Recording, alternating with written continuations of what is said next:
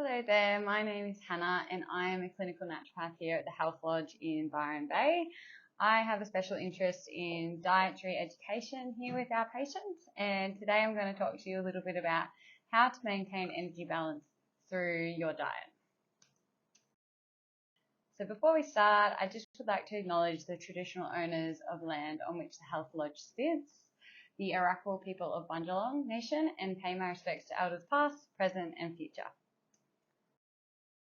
So, what is a balanced diet? It is something that's really important for long-term health, most importantly involving optimizing energy intake to maximize well-being. So there are a few things that we need to consider when creating a balanced diet, and what we're going to focus on today is the macronutrient side of things. But it is much more than this, and it does also involve ensuring that you're eating lots of nutritious foods to get a healthy dose of micronutrients. You're eating lots of different foods, so lots of different food groups, lots of different colors, flavors, so it's enjoyable, and different acid and alkaline ranging foods. So in terms of energy balance, we can talk about dietary energy and expenditure. So energy itself isn't a nutrient, but is required in the body for optimal functioning and to perform day-to-day activities. The sources of energy for the human body are the three main nutrients, being carbohydrates, proteins, and lipids, otherwise known as your fats. Kilojoules in Australia and calories elsewhere in the world, but also more commonly known, are the same thing, but they are a number that measure dietary energy and expenditure from these macronutrients. And this is what we're going to use whenever we're talking about energy intake and energy expenditure. And I will always refer to kilojoules because that's what we use here in Australia.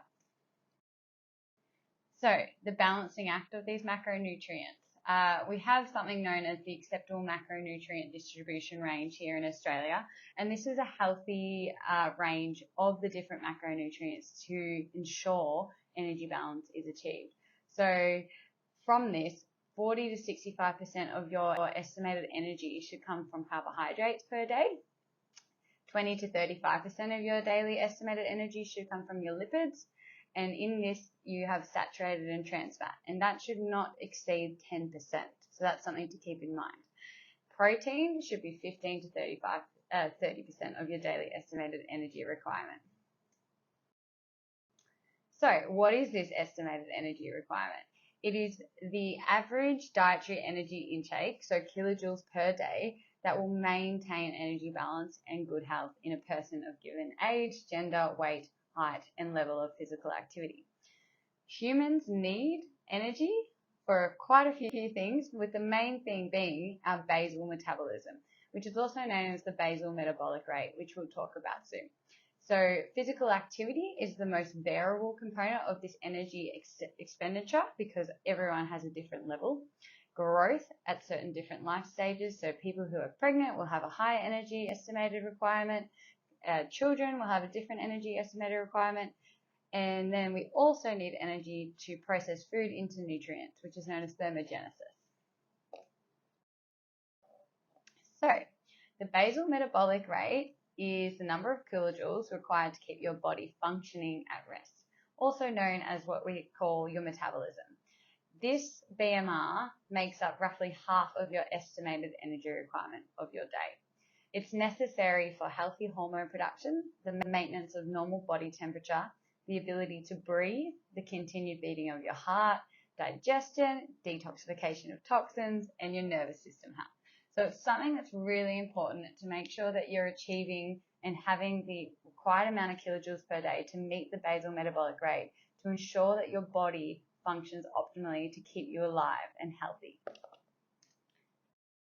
There are many factors that influence the basal metabolic rate, and I won't go through all of them today, but as you can see, the amount of muscle you have will determine the difference in your basal metabolic rate because muscle tissue burns kilojoules more rapidly.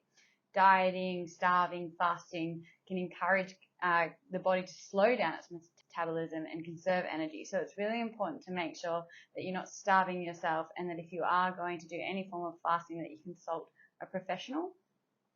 Age can affect it, hormonal and nervous controls, the environmental temperature that you live in, the amount of physical activity you do, certain drugs, from things like coffee even to nicotine and smoking, dietary deficiencies, all have a role to play in your basal metabolic rate.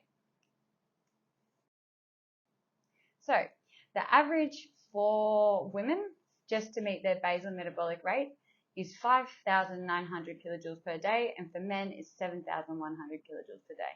So that's the amount that we need to be aiming for as a minimum to ensure that we are giving our body the fuel it needs to function.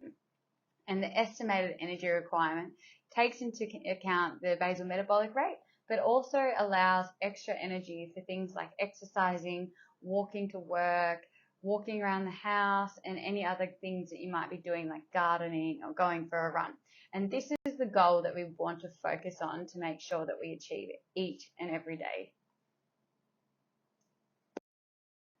So I have an example here for you just to get an idea of what it looks like to put this information into place and into action. So we've got a moderately active 30-year-old female with an estimated energy requirement of 9,000 kilojoules per day. We've worked out her macronutrient ratios to suit her, which is 40% carbs, 30% protein, and 30% fat. So that ratio is fitting within the AMDR that we talked about earlier. And as you can see here, she's got quite a lot of food that she's able to eat throughout the day just to hit that target, ensuring that she's getting the 40% carb, the 30% protein, and the 30% fat. So if you're interested and wanting to know more about your estimated energy requirement and your macronutrient ratios, then this is something you can do at home. It's something I use in clinic with my patients.